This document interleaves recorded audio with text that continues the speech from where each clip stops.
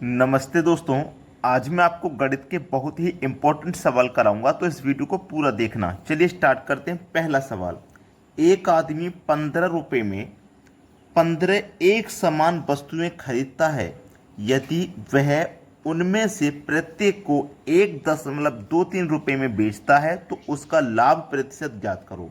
RRB 2022 में पूछा गया सवाल। देखो, 15 रुपये में उसने 15 वस्तु खरीदी हैं, तो 1 रुपये में एक वस्तु खरीदी होगी।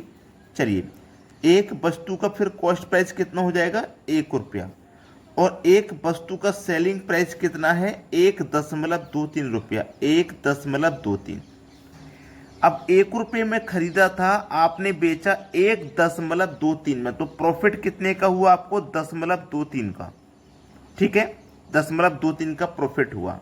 अब इस दशमलव को हटाओगे आप तो दशमलव के स्थान पे 1 आ जाएगा। दशमलव के बाद दो संख्या तो 2 जीरो आ जाएंगे। ठीक है, और प्रतिशत में बताने के लिए कोई भी चीज 100 से गुना करते हैं, ये बात आप अच्छे से जानते हैं। तो देखिएगा, 100 से 100 कट गया, बचा कितना आपके पास? 23। तो 23%, उसका लाभ प्रतिशत कितना है? 23। आपका पहला ऑप्शन हो जाएगा सवाल का सही जवाब। सभी को समझ में आ गया ना? अब देखते हैं अगला प्रश्न।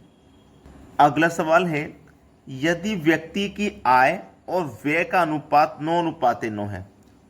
व्यक्ति की आय और व्यय, व्यय का मतलब होता है खर्च। ठीक है, व्यय का मतलब होता है खर्च। इनका अनुपात है 9:5। ठीक है, अब कह रहा है यदि उस व्यक्ति की आय 27,000 है तो उसकी बचत कितनी है। बचत उसने पूछी है कितनी है। व्यक्ति की आय कितनी है भैया? 27,000। व्यक्ति की आय 27,000 है। अनुपात में व्यक्ति की आय कितनी है? 9। अनुपात में व्यक्ति की आय कितनी है? 9 है। ठीक है, अब मेरी एक बात को समझना। व्यक्ति ने आय कितनी है? 9। खर्च कितना किया? 5। व्यक्ति ने 9 रुपये कमाए, 5 रुपये खर्च किए, तो बचत कितना किया? 4 रुपया।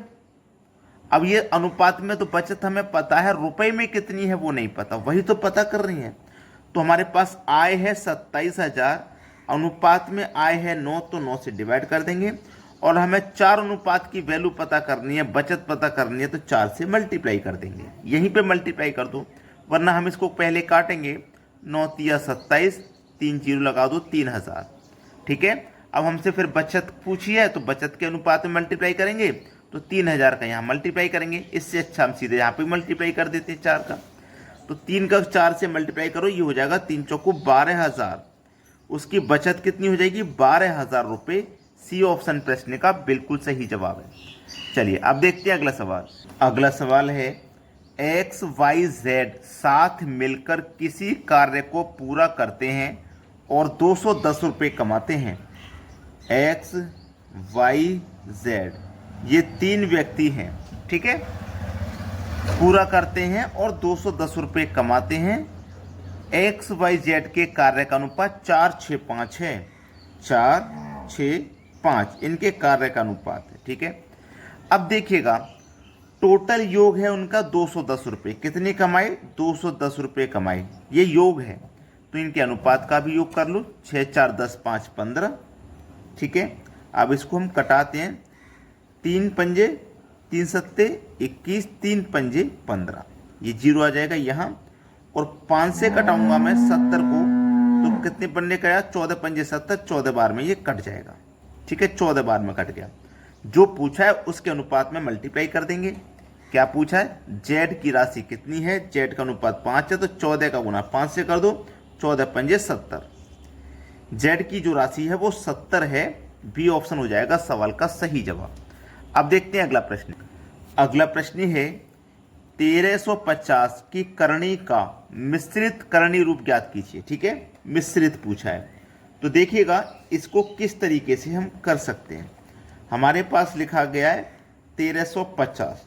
ठीक है, अब देखो, 15 गुने 9 गुने 2 गुने 5। ठीक है, 15 निम्मा 135, इसके हमने फैक्टर किए। ये कहाँ से आ गया समझा रहा हूँ। 15 निम्मा 135, इस 135 के हमने फैक्टर किए, तो 15 निम्मा 135 हो गया। अब ये जीरो है, तो जीरो कैसे मिलता है? जब 2 गुने 5 होता है तो आपको एक जीरो मिलता है। 2 पंजे 10, 10 में मतलब एक जीरो मिलेगा, और 135 गुना 1 से करोगे तो 135 ही रहेगा। तो जीरो कैसे मिलेगा? 2 पंजे 10, इससे मिलेगा। ठीक है, अब चलिए इस 15 के भी फैक्टर कर सकते हो आप। 3 गुने 5 15, 9 को करोगे 3 गुने 3 9। ठीक है, फिर उसके बाद में 2 गुने 5 दिया गया है, और इस करणी को मत भूलना, इसके ऊपर ये करणी का साइन लगा हुआ है। ठीक है, अब चलिए देखते हैं। इसमें देखो 5 कितनी बार है? 5 ये रहा, 5 ये रहा, 5 बाहर आ जाएगा। ठीक है, आ गया 5। ये 2 बार 5 बाहर आ गया। जब हम करणी से कोई भी संख्या को बाहर निकालते हैं तो अंदर तो होती है 2 बार, बाहर आती है 1 बार। 5 देखो 2 बार था, बाहर आ गया 1 बार।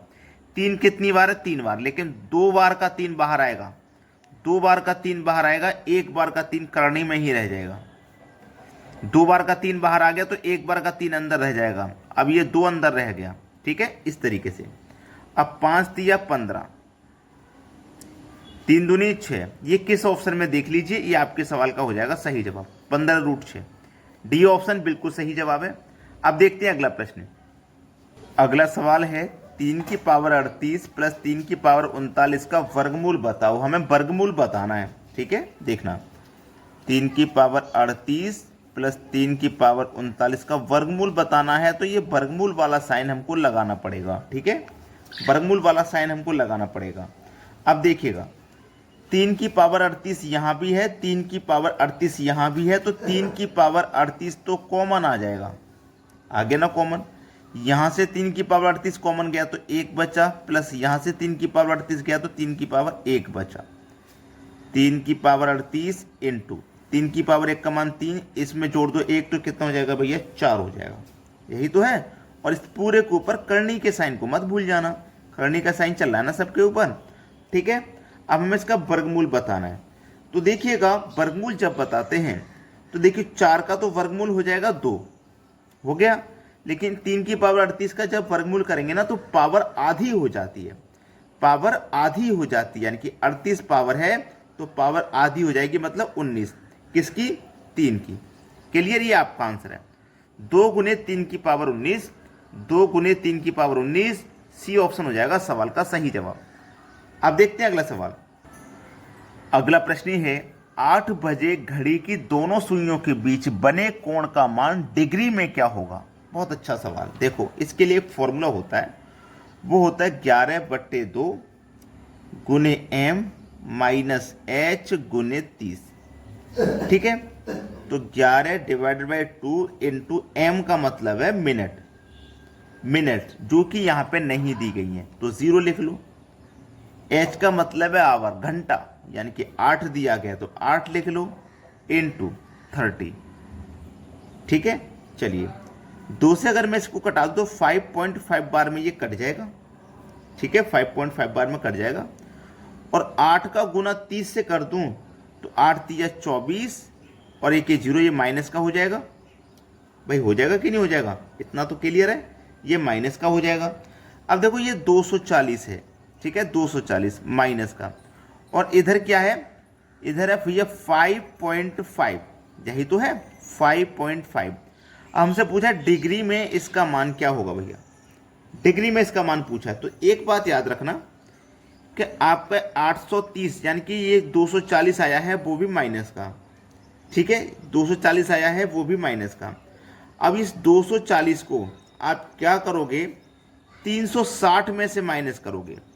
360 डिग्री में से क्यों माइनस करोगे? अगर कभी भी आपका 180 डिग्री से प्लस आता है, ऊपर आता है, तो उसे 360 में से माइनस किया जाता है। ठीक है ना, 360 में से उसको माइनस किया जाता है। तो 360 में से हम माइनस करेंगे 240 को, तो कितना बचेगा भैया? 120 डिग्री।